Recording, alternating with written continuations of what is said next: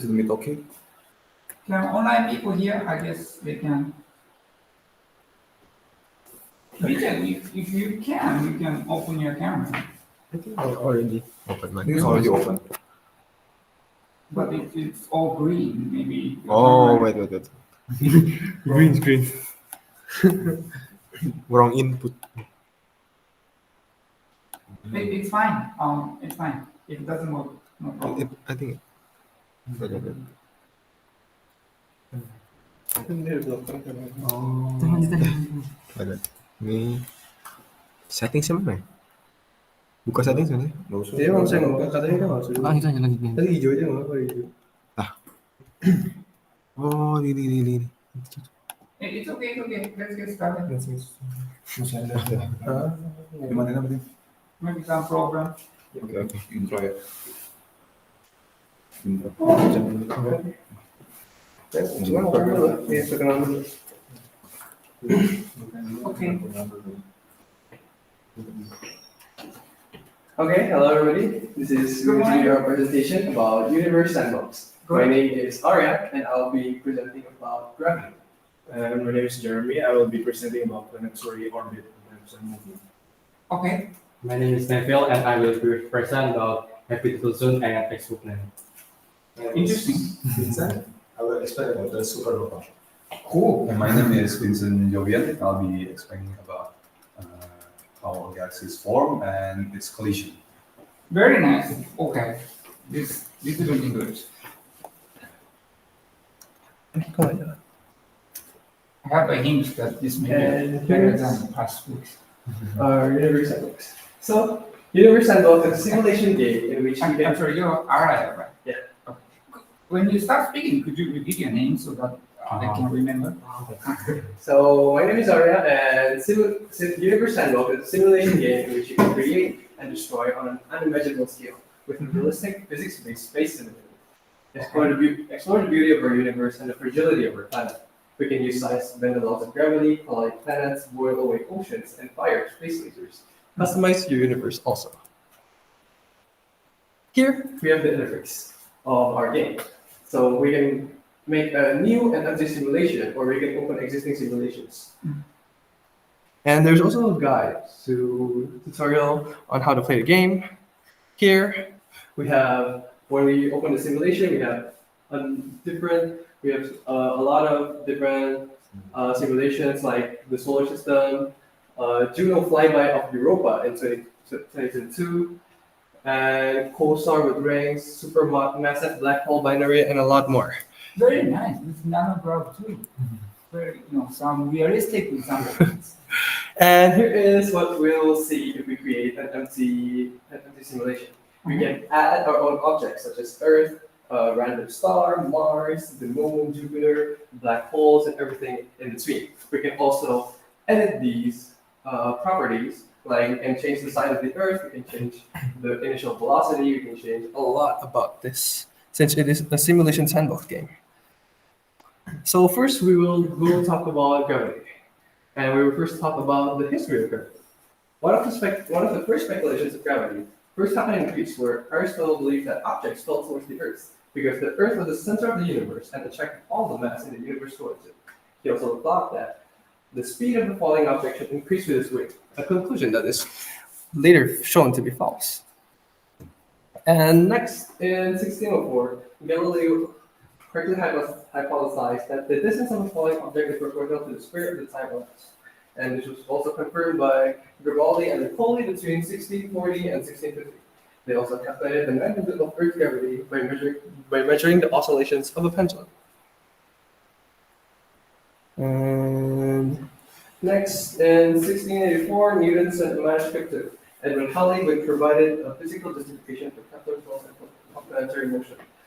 So, they talk about Newton's law of universal gravitation.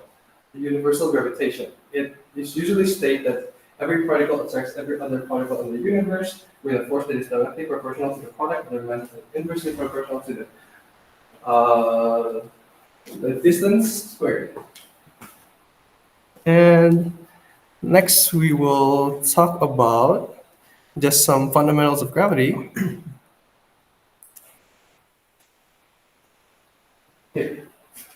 So this is what I said before. Newton's law of universal gravitation is really stated that every particle attracts every other particle and all that.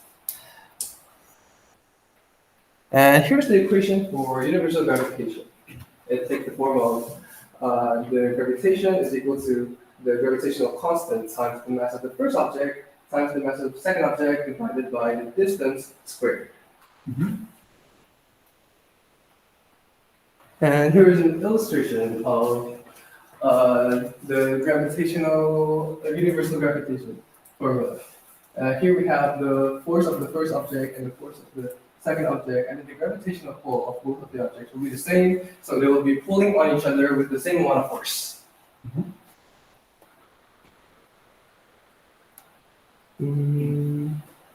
So this is what gravity has been used for. It's called the gravity assist, which was used for Voyager 2. So the object in the object here is called the Voyager program. It is an American scientific program that employs two robotic interstellar probes called Voyager 1, and here we have Voyager 2.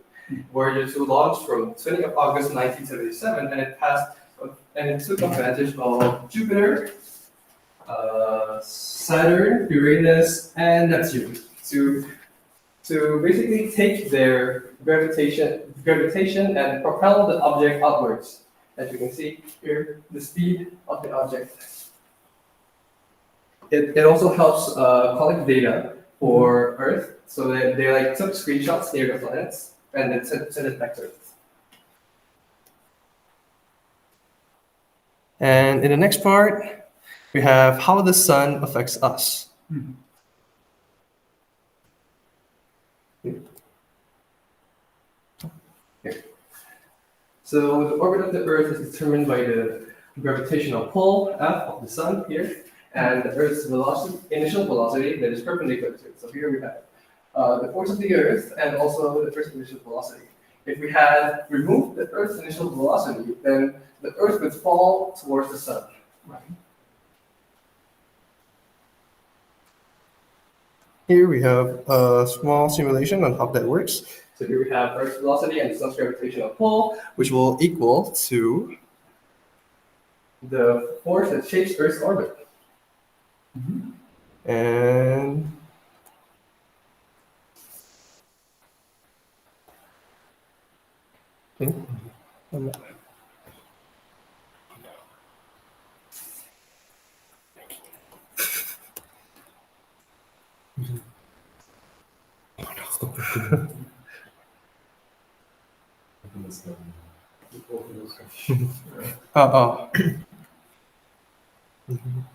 Okay. And here we have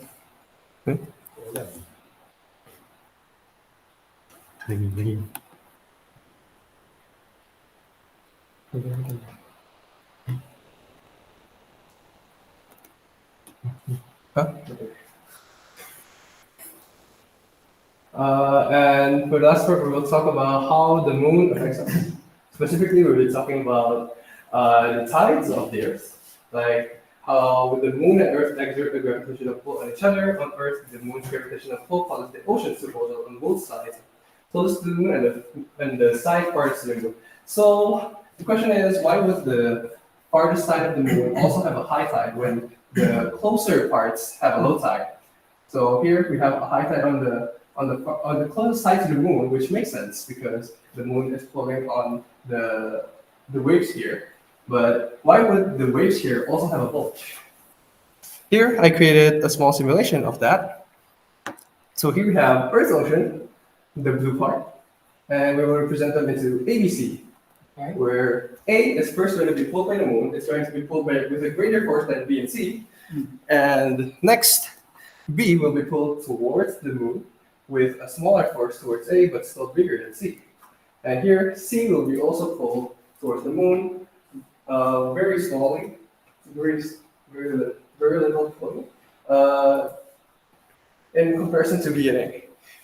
So here is why we still have a high tide on the opposite side where the moon is not. Yeah. Could you go back? Why is the high tide in sea as well? Because the here from the simulation here, because we have, wait a second, because the point B or the Earth is in itself is full. So the high tide on C is going to stay there until the moon pulls on it for just a bit. So the high tide here will be greater than the high tide here. Mhm. Okay, that's good. So there's a friction right in here, tidal friction. So the moon is pulling the water, right? The ocean's water. Yeah. And then water is also pulled by the moon, right? Yeah. So then the velocity of the moon, does it increase or decrease The because of this? the velocity of the moon should increase. I think. That is correct. Yeah. Can you explain why?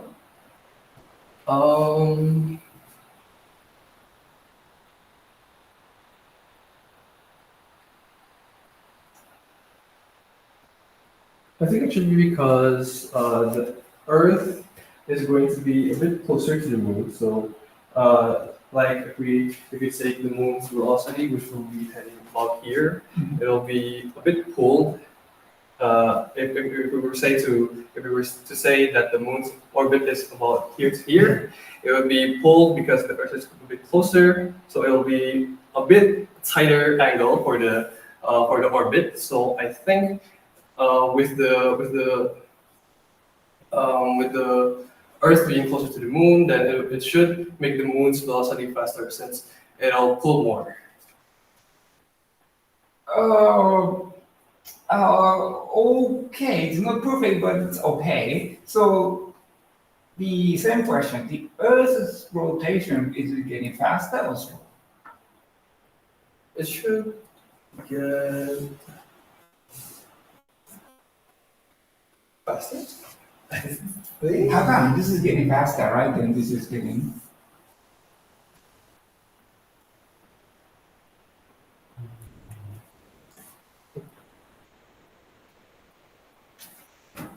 You know, if you pull say if you're moon and Earth, Yeah. and then I pull you Yeah. to accelerate you, you get faster, right? Then I get Slower. yes, the same thing, right? Oh yeah. Okay. So can I give you a mini homework? So what happens in the long future? So the Earth's rotation is actually pulling the moon and then making the moon faster and faster and faster. And then the moon is actually pulling the Earth's rotation, right? So Earth's rotation is getting slower and slower and slower. This is very exciting. It's not like, okay, next year is 366 days or something like that. Yeah. Right, it's just very little.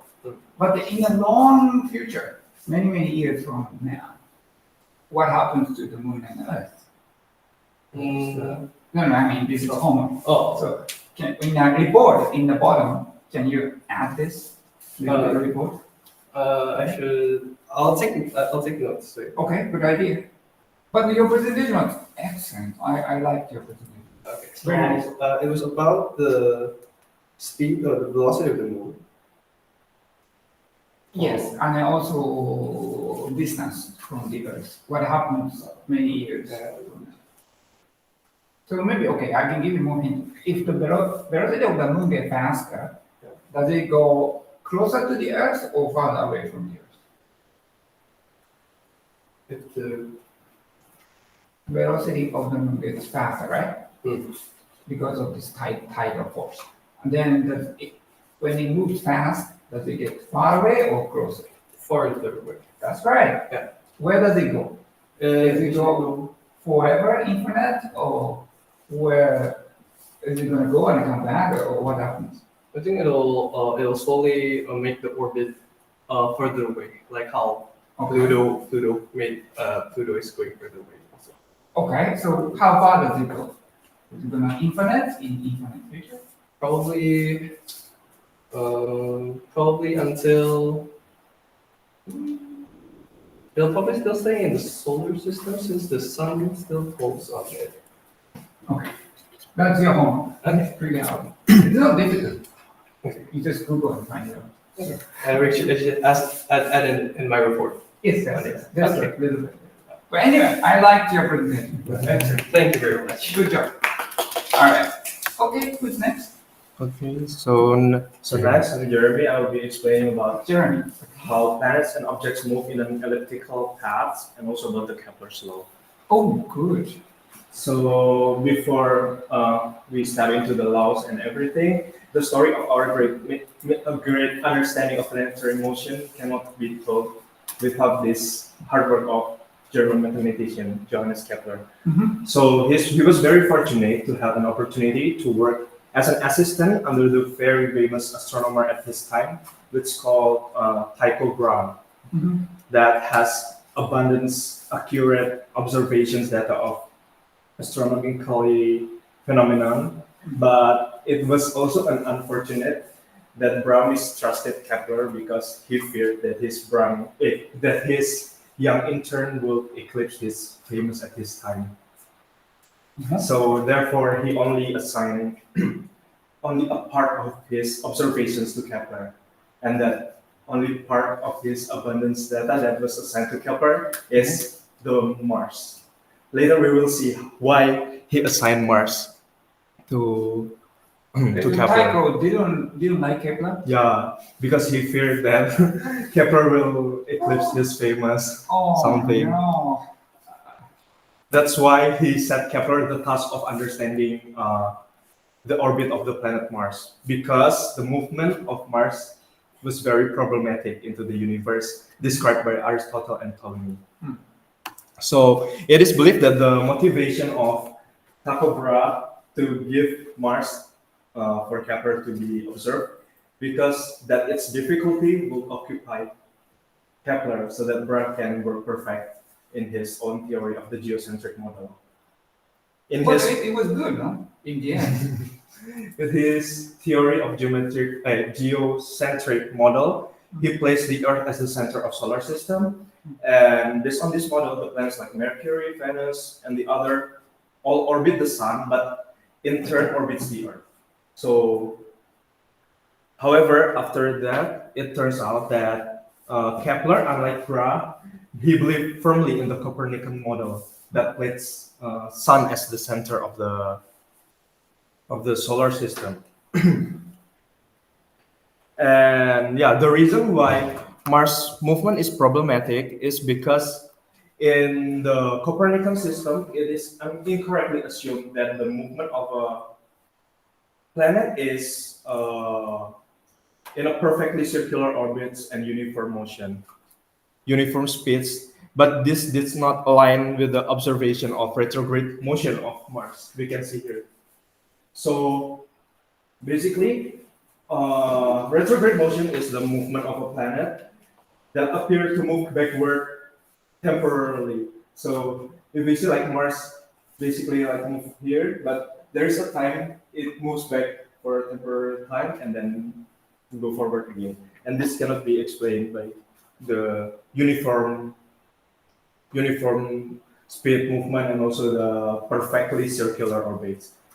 So yeah, Mars in particular displayed this complex movement, and therefore, when Earth moving in its orbit passes by Mars, the perspective from Earth makes it appear as though Mars temporarily moves backward in the sky before continuing its usual forward movement.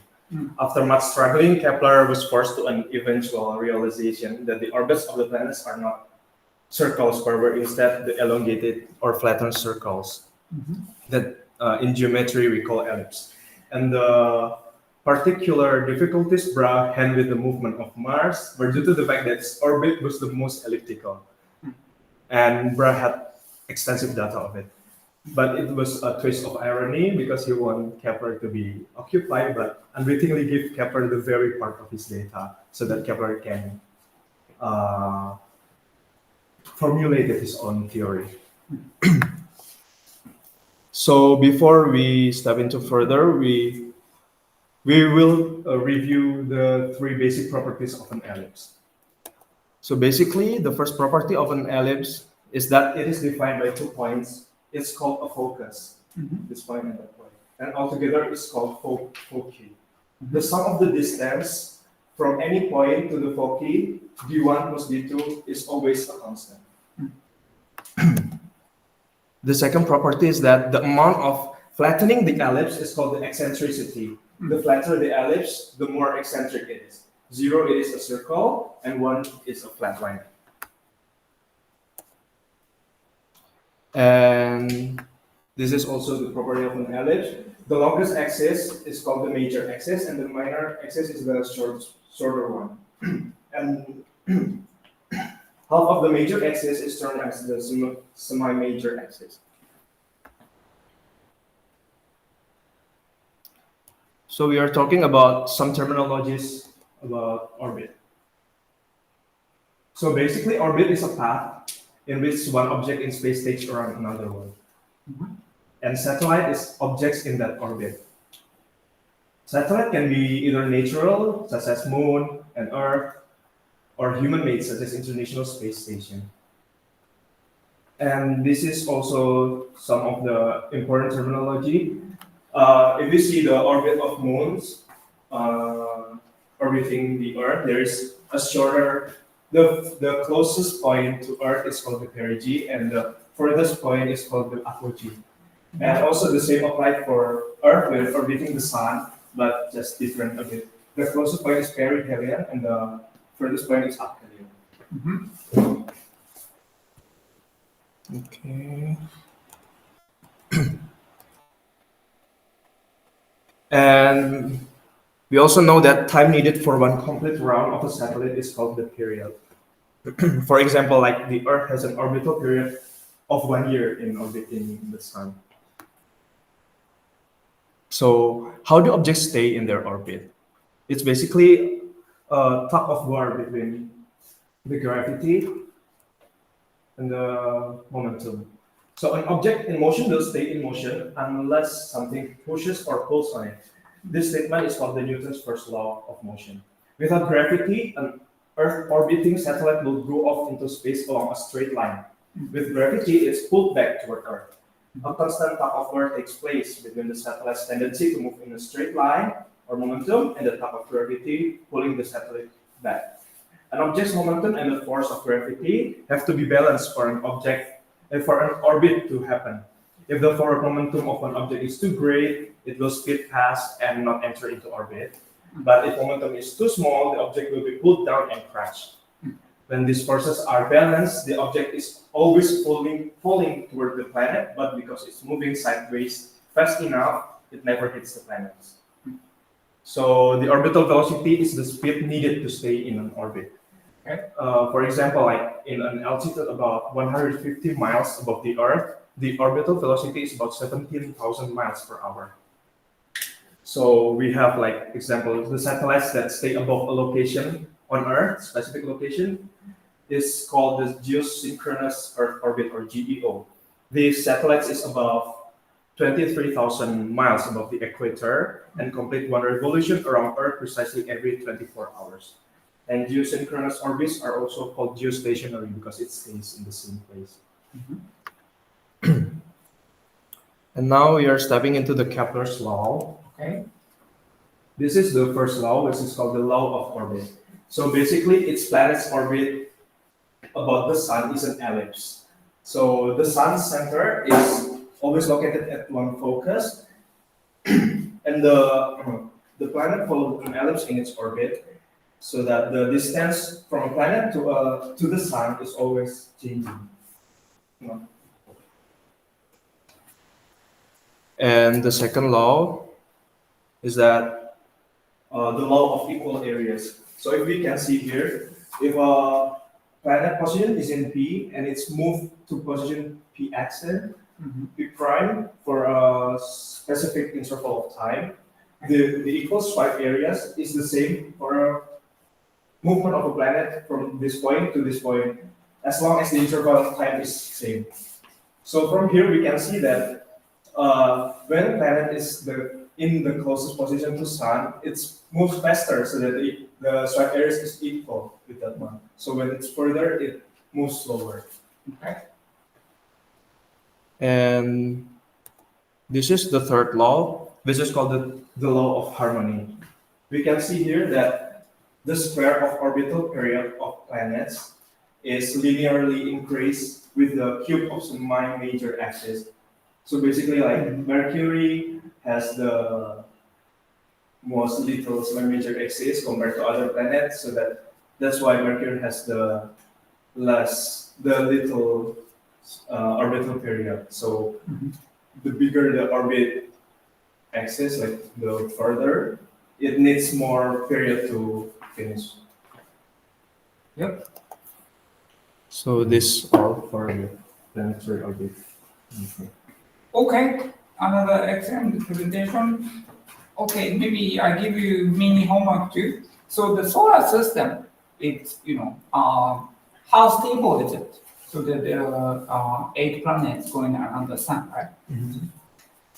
And they seem it's stable for human time scale, right? It's no, Mars is not going to fly away next year, right? Oh. But it is like that for billions of years. So how stable it is. So the stable is in terms of not getting Dynamics, anywhere. yeah, dynamic, not losing any of them or colliding or flying away or something like that. So far, I have no idea how stable is it. But we, like, intuitively, we think it's stable, right? Yeah. Because it doesn't change this year or next year or 2 years, 3 years. But you might find a surprise if you do the speaker just as possible. Okay, good.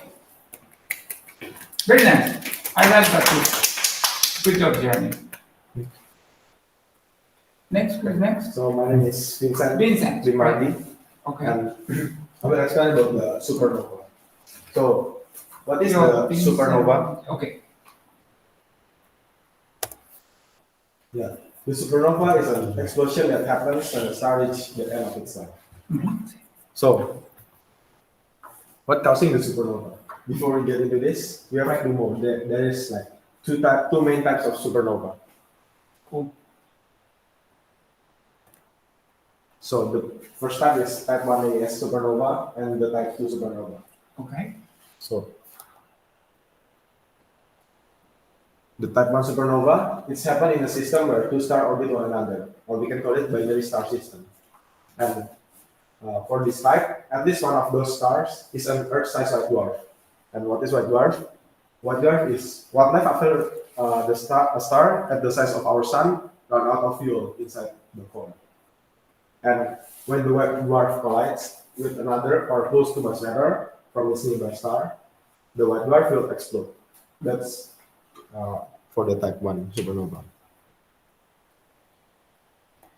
And the type 2 supernova is the result from the rapid collapse and violent explosion of a massive star. So, before we get further, we have to know what holds the stars together. So, the star is core is a massive star burning nuclear fuel in the core and produce so many energy or heat. So, what exactly the energy it is? So, the energy is the product of nuclear fusion. What is nuclear fusion? Nuclear fusion is basically two light nuclei merge to form a single heavier nucleus.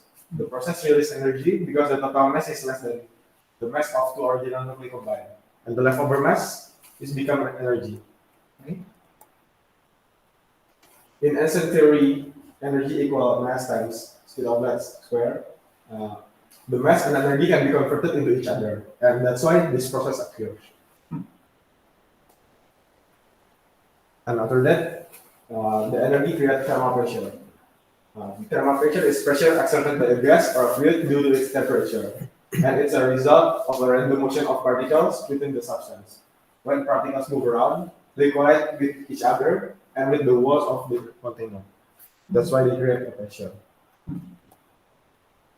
So after the massive star burn nuclear fuel in the core and produce energy, a star is a balanced force between two opposite forces, a force from gravity and a force from heat. Right? And the star gravity tries to squeeze the star into a small light bulb, but the pressure from the nuclear fuel burning creates strong pressure to balance this force. And from this, when a massive star core run out of fuel, the star is not balanced anymore, and then the gravity takes over. When the gravity takes over, it collapses the star very fast. That creates an enormous shock wave that causes the other part of the stars start to explode. And supernova type 2 is only happening to a massive star, at least 5 to 8 times the mass of our sun. So, what happened after the supernova? What happened is either the star is become a black hole or it can become a new star, neutron star. That's it. Okay. What decides when black hole is made and when it is not made?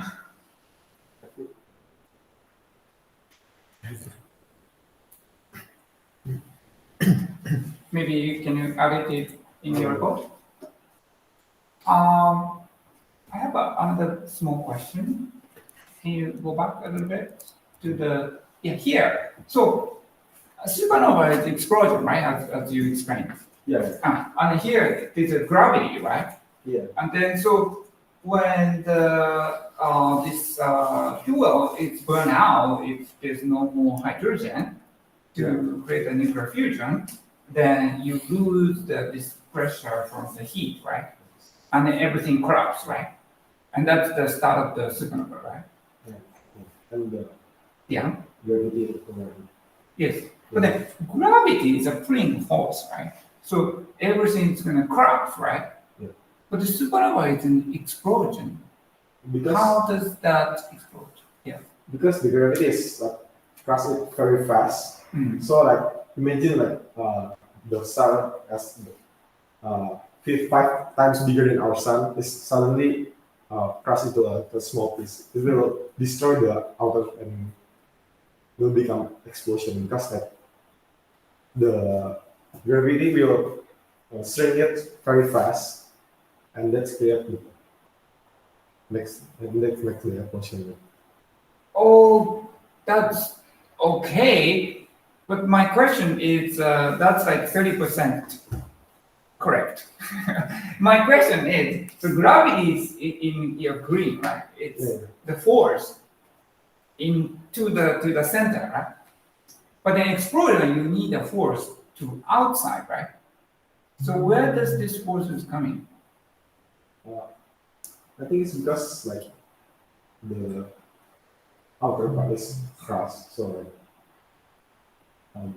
usually like it will become so very dense, and I think it's too tight, so it will. Okay, maybe homework. Okay. For example, firework, this chemical reaction is the force, right? Like fireworks, Yeah. eating, and then first that's a chemical explosion, right? So chemical force is going to pushing everything out, right? So what's that in this case? That's the question. But anyway, Vincent, it was also a very good presentation. I liked it. Good job. Okay, who's next? Nabil, right? Yes. Nabil, okay. What are you going to talk about? Habitable and exoplanet. Good. So, let's say suppose this is our Earth. And I want to ask what makes our Earth habitable? Mhm. So the first thing would be is liquid water. Why? Right. Because Mhm. liquid water is called the universal solvent. Because Okay. it is capable of dissolving more substance than any other liquid. Oh. So it is very important for living things. It means that whenever the water travels either through air, ground, or our bodies, it always carries minerals, nutrition, and chemicals. Mhm. And the second one is atmosphere. Mhm. The Earth has a stable atmosphere. The, at- the atmosphere of the Earth contains mix of gas, which is one of them is oxygen, which for us to breathe. And the atmosphere also protects us from the radiational, the harmful solar radiation. That's right. So, what makes a planet have these two things?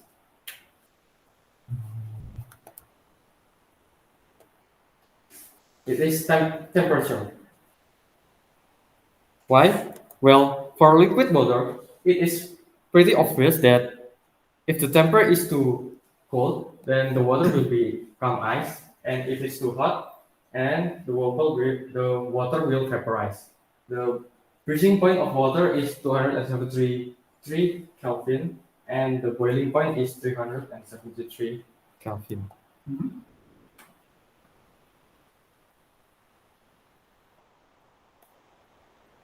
For atmosphere, the temperature affect its velocity.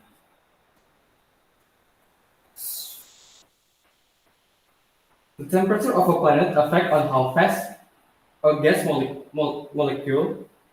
molecules of gas are moving in the atmosphere. Here are the formula for the average velocity of gas particle. So, with this knowledge, if I give you another formula, which is escape velocity, if you want escape velocity is a formula to count how much velocity you need to escape from a planet's gravity pull. Right. And the formula is this. So if you want to count the Earth's escape velocity, we will need to put on the gravity pull of the Earth, the mass of the Earth, and the distance which is in the surface of the Earth is this number. Okay. And we will get velocity escape from the Earth is 11.2 km per second. Okay. So what is the connection? Imagine if the velocity of the gas is greater or equal than the escape velocity. It means that the gas will be able to go out of space. That means the planet will no longer be able to hold the gas inside the atmosphere. Right. And that formula is also proof the Kelvin temperature, because the Kelvin temperature is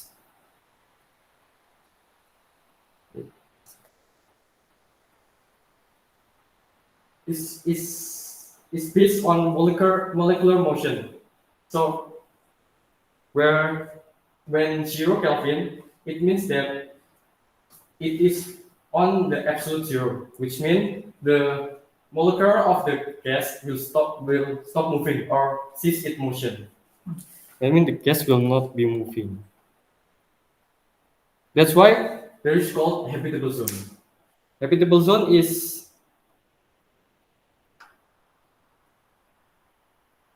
a zone. Okay, wait, let me skip this. So from before my explanation, we conclude that if a planet is too far away from the sun, it will become frozen. But if a planet is closer to the sun or star, it will be burned. So I conclude that there must be exist somewhere between there and there, such that the temperature will be able to support liquid water inside the planet. And that's called green zones, which is habitable zone. Habitable zone is also called the Goldilocks zone. Habitable zone is the distance from a star at which liquid water could exist on orbiting planets.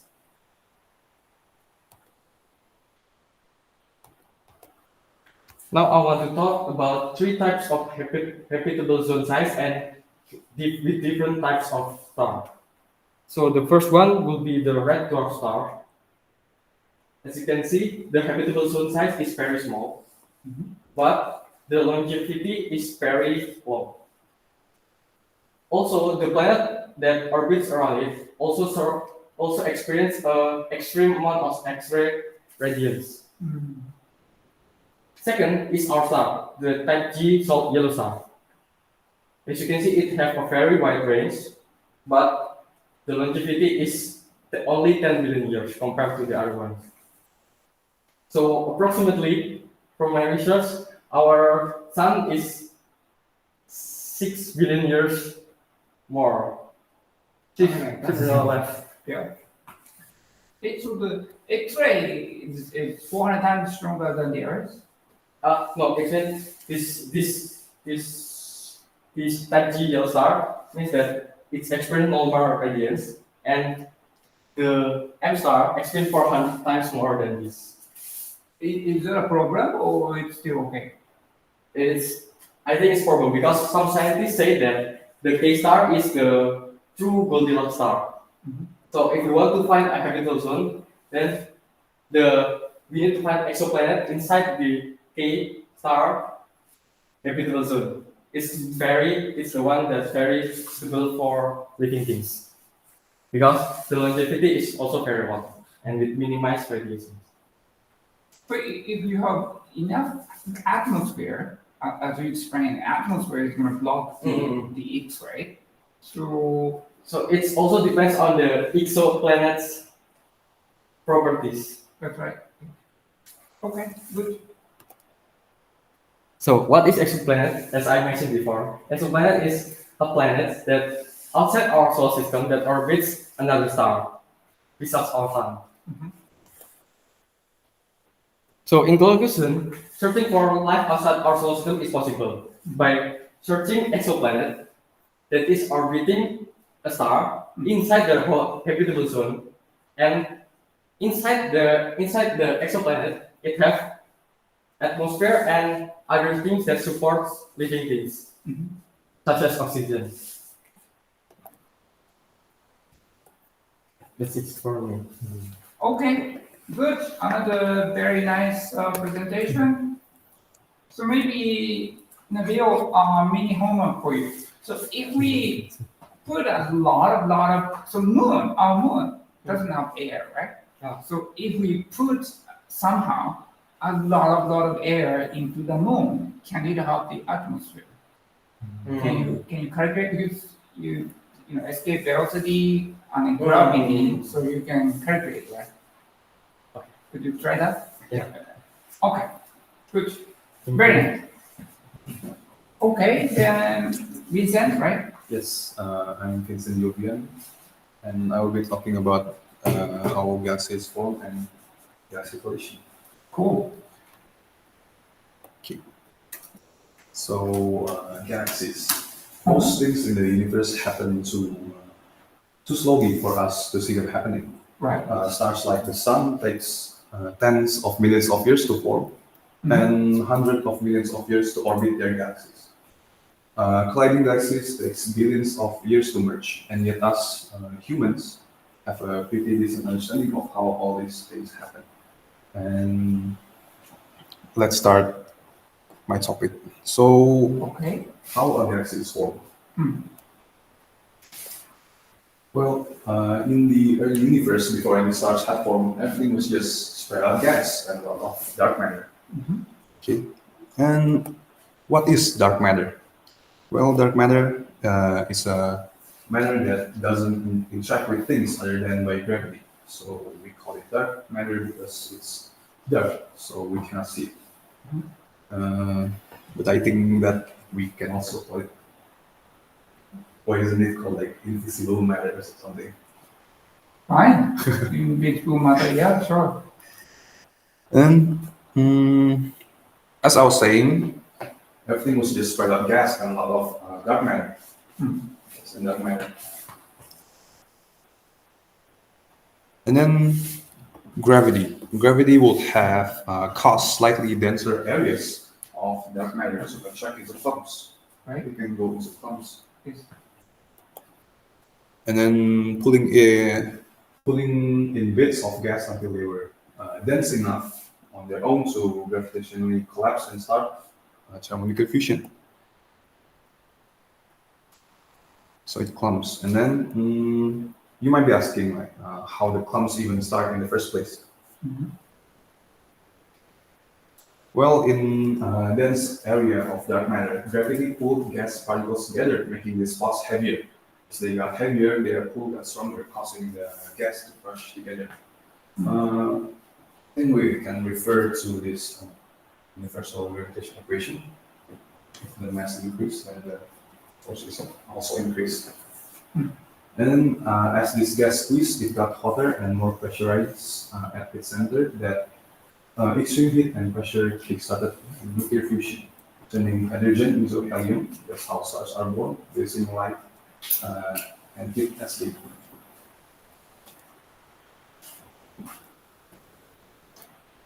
And then after all this process happened, and then a star, first star, and then many stars, and then a cluster of stars and their associated dark matters attracted together and merge. So like there's more like a lot of them in the open space merge together, making these small clumps. And then those clusters cluster together, and eventually it can form the most distant and longest ago the galaxy we see today.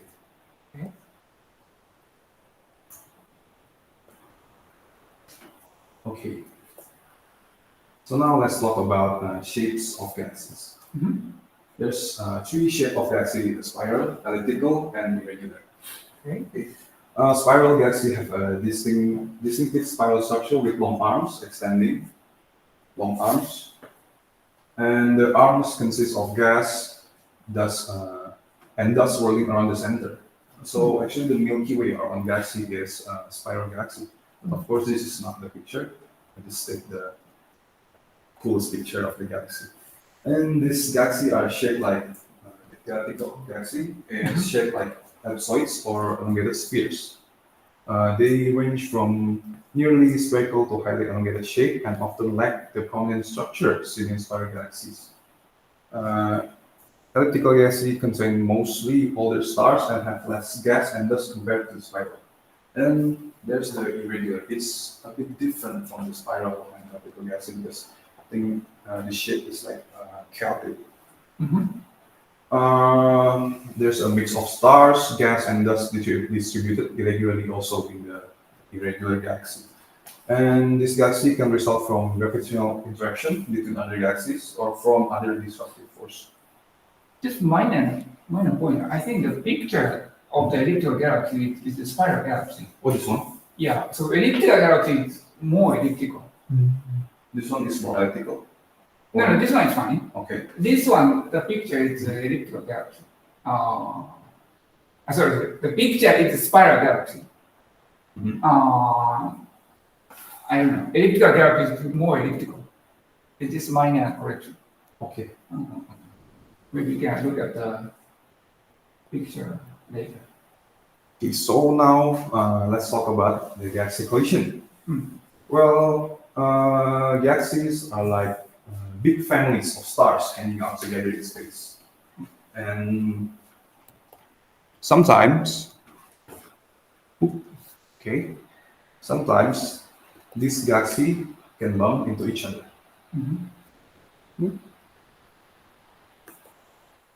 So we can collide. Yeah. But it's not as chaotic as you might think. When they collide, it's actually a space event that helps create new stars and change how the galaxy evolve. Okay, and so we can imagine a galaxy as a massive group of stars, right? Even though there are like billions of stars in there, but they're spread out really, really far apart. For example, like our solar system, I think the closest one is the Alpha Centauri. The star, yes. Yeah, it's around 4.37 light years away, I think. Right? But like if we see like the whole galaxy is like it's really close, but actually it's really far apart. So even though there are like millions of stars in there,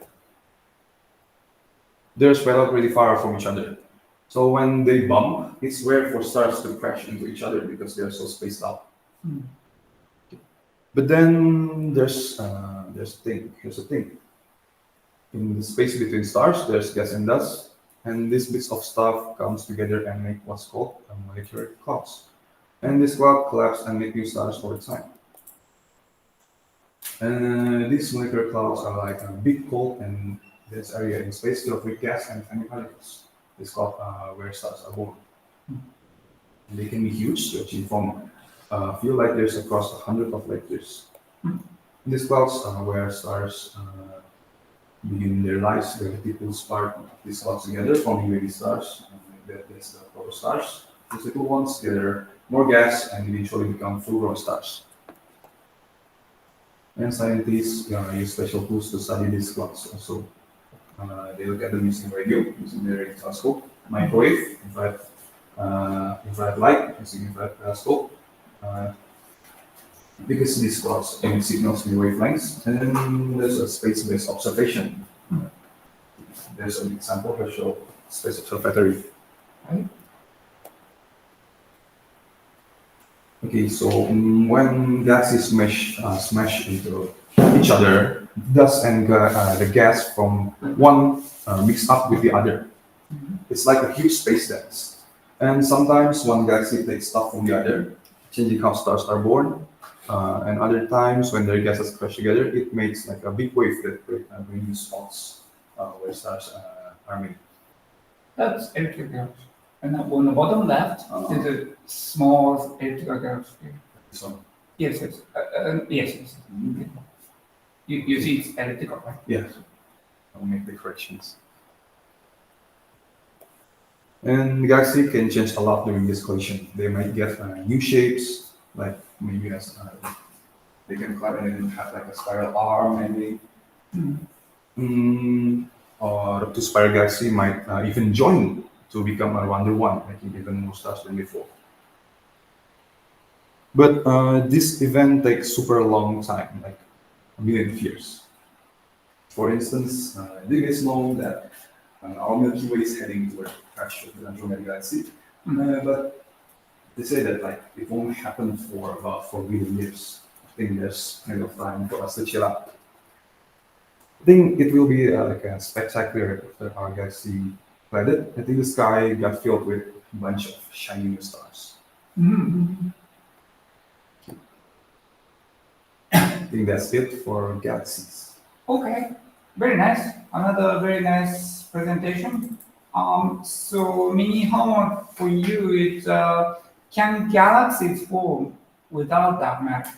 So you explained at the beginning, because of dark matter, the galaxies collapse with gravity, then it forms galaxies, right? So the question is, can galaxies form without dark matter? Without dark matter. I think I want to refer this question by the game simulation. I think I've tried to make galaxy with it using the dark matter, but Oh, that's cool. Yeah, if you can show it, that would be nice. yeah, but it failed. This simulation like cannot at this time, like at this point, I think cannot render or something. And I've read like from the websites, yeah, it cannot do that yet. So, but I think the closest one is first it's from supermassive black hole. Can it go like make a galaxy from a supermassive black hole first? I'm not sure. So can you search and then investigate and then Okay. put it in the report? Okay. Okay. Very good presentation. Okay. Thank you, Vincent. Yes. So we finished everyone? Yeah, there's You have also a quiz? quiz. Oh, good. Yeah. Good, good. Irene's favorite time. So here's the quiz. It is quizzes. So this is the QR code. We can use the code here. And it's 493. But generally, you cannot get bonus points today because it's real quiz, right?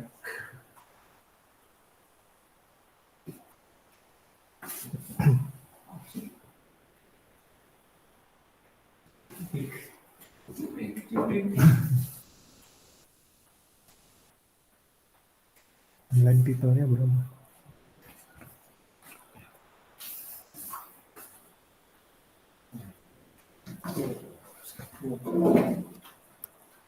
Kenapa 20 semua ya?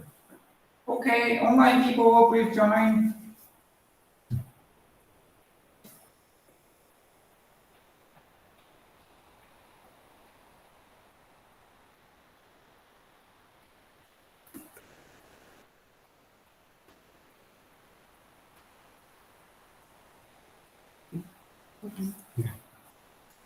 Boleh dulu. Baik juga. Tapi dua-dua juga dengan laporan. Udah start kan? Yes, sir.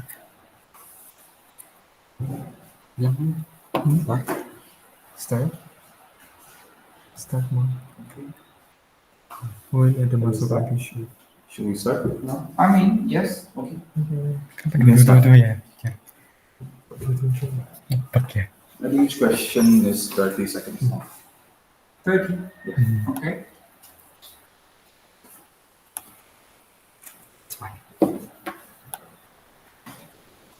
Cuma satu ini dulu.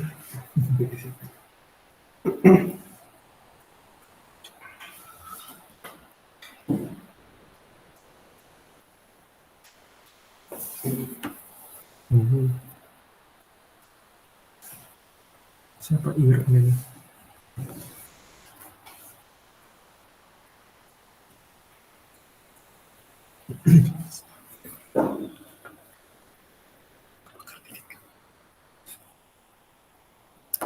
Siapa ireng? Jadi Gila, gigi juga. si Ireng ya itu. Oh ini masalah coba. Gak main gitu. Tiga salah satu pasti.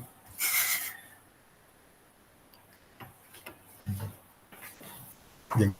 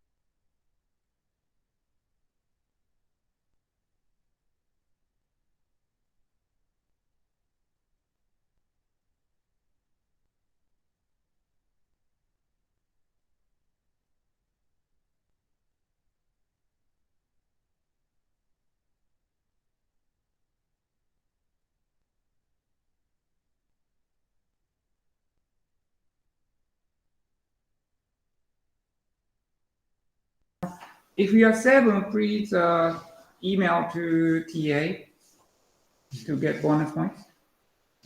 So in this example, I will simulate the supernova type 1. Oh, cool! I want to see. This is very nice. So this is the matter that the star is taking so many matter, but in this case, so and Oh, cool. Oh, very nice. you can see that So it keeps this is the supernova expanding. cloud. Yeah, so we can see that the radius there on the bottom left is going to keep That's good. This is Increasing. Yeah. Very nice. Yeah, sure. And the next one. The next one is, so it's like a kind of simple one for the orbital planet something. So basically, Fine. I'll make it from scratch. Sure. We can make like new empty simulation and business that one. We can tools. We can insert an object, for example, like we put sun, waves. Di kanan tab, beda tab. Or you can add Earth or any anything, star. Yeah. Yeah, and stars. We can We put can add planets, stars, black holes. So bright. Sorry. And then- Or you want 2 sun or what? Sun and Earth. So, for example, we want to simulate the orbit of Earth. Wait, Right. how to simulate? Bisa pause dulu kalau misalnya But this one is like kind of circular, right? But we can like modify the orbital properties, like from here the eccentricity, for example. The actual eccentricity of Earth is actually 0.0167, but it's kind of still look very circular. Okay, Not very really small different, number. but- Yeah. Yeah, we will make it like kind of a bit extreme. So So you remember the Earth's eccentricity? So, for example, we change like kind of extreme eccentricity to 0.7. Okay. So we will see like the orbit becomes more ellipse. Wait, we will make it. waktu dia seperti Speed up the time. Maybe. nggak apa fokusnya ke Oh, this is very interesting. Make the change. Type something. Oh, bisa di tab sana juga. Here we can speed up the simulation speed. Oh, cool. Yeah. We can see the. So wait, it's too far. So actually, we can see like when it's farther from sun, the movement is very slow. Oh. But when it's Keep slow. yeah, but when it's closer, it will move faster. Oh yeah. you have seen this before, right? So basically, that's an example. So Can you add one more sun here? You can do anything. You can add like 10 suns in this one Earth, and it will explode. So if we want to make an habitable zone with our sun, Yeah. we can modify. Can you add 2 stars and then make Earth orbit around it? We can modify the view and show habitable, and we can see that the green zone is the habitable zone, Oh, okay. and each planet have different habitable. So if I click on Earth, Yeah. the zone is smaller. If Okay. I click on Venus, it's way bigger. So the zone of Venus is here. So let's try to put 3 Earths in the green zone, blue Okay. one, and on the red. Mm-hmm. And let's see what happened to the 3 of them when this passed on.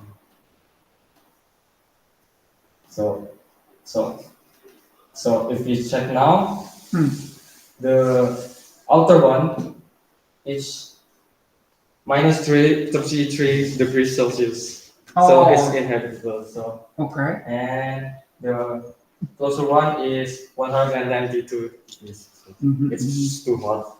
Okay. And the middle is 28 degrees, so Okay. it's habitable for. Oh. Very interesting. Okay, and then I want to show you when a galaxy collide. Oh, that's interesting. So this is like Milky Way and Andromeda Galaxy when they collide.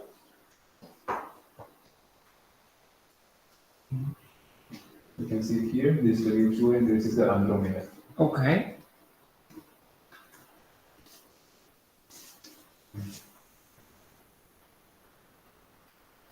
So this is when they collide, and then maybe you can have more time. So they're orbiting and like making new structure.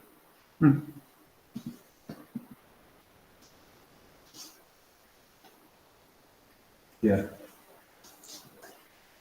And then referring to your question to me, I think that if like there's no dark matter, I think we need to like rely on the visible parts of this, like the stars, That's right. That's right. the planets, and the gas Mhm. to like make like the pulling interactions, Mhm. like to make the clumps at the first place. Right. But I think the galaxy will not have like the same dynamics. Like That's right. the form, Yes. I think it will affect the form and the orbit, I think. Okay. Good. So I think it's a bit different from the normal galaxy that, the usual galaxy that form. And so what within we are dark matter. seeing here is with dark matter. Mhm. Okay.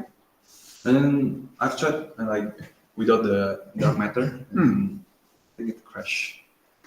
It cannot like the simulation cannot simulate it Okay. for now, for this update.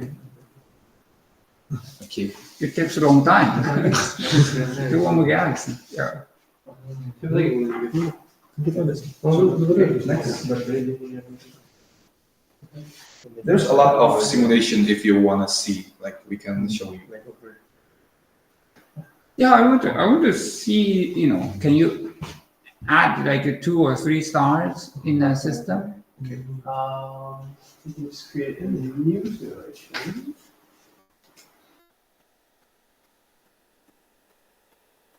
Add one star and maybe another star. Yeah, and then could you add planets? And Earth.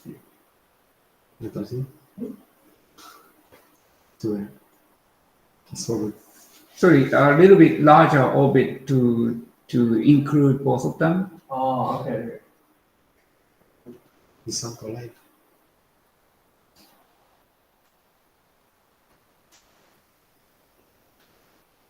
Okay. Oh, this one's okay. like too close to each other. They're colliding. I think you can press this to see the orbit. Need them up. The orbit just flinging around over there. Maybe, Speed up. yes. Play spool again. Wait, sun is going somewhere.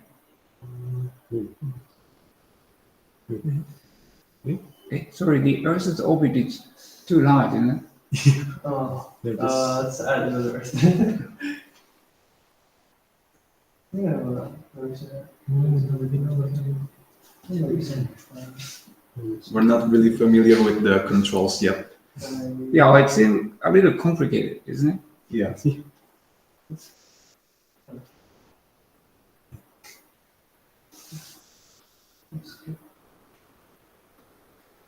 They just fly away. Oh, it doesn't come back.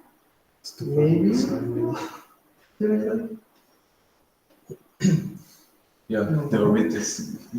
Can you find the stable orbit around 2 stars? Cuma ada yang bisa buka warnet sih. Or solar system with the sun, Earth around the sun, planets.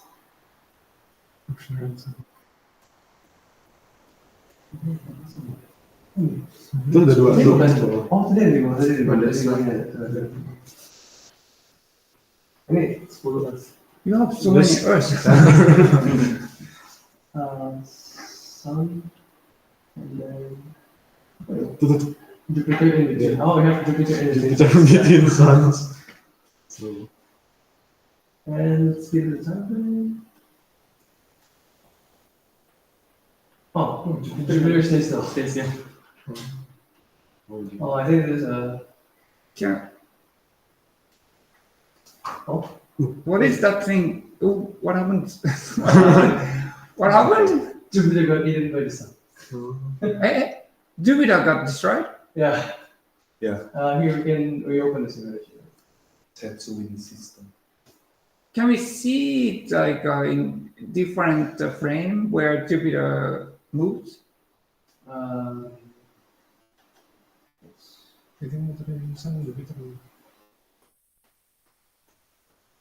What's orbiting the So sun? why did Jupiter destroyed?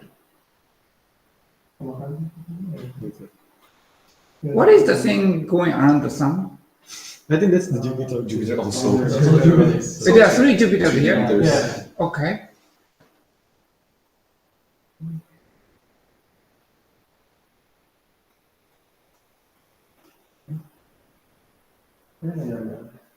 Oh, yeah. I'll make it small. It destroyed? Yeah, it got Here? pulled by one of the suns here. Ah. And it exploded. Okay.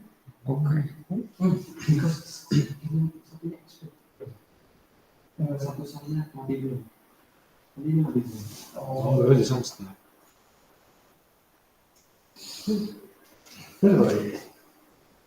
Masih dicoba? Ya, karena iPad-nya Bisa susah kan? terus ya kita So the half of the stars in the universe are binary, right? So Ya banyak sih. like only 50% is a single star, like the sun. So it's interesting to see ourselves in a, we only have the single sun. So there's 50% of chance that we have two suns. Then it might be more difficult to find a stable orbit when you have two stars in the system. So like, if there's a binary star system, the orbit is like. Yeah, there's a chance to be disturbed like this, right? Okay. Thank you very much. I think your presentation was very good. Excellent. Thank you. Thank you so much. Are you guys astronomy major? Computer science. How come computer science? You guys are excellent. Which year are you? Second year. Oh, excellent presentation. Okay. If you happen to want to do astronomy research, in February there's a Kajibu's call for undergraduate research, and you get like 4,000 per month to do some mini projects. Research assistant. Research project for undergrads. If you're interested, just let me know. Okay. Anyway, thank you very much. I think it's time to stop. So thank you very much. Yeah, I think it was a very good presentation. I hope other group follow you guys. Thank you so much. Okay, thank you everyone. And then see you next time. okay.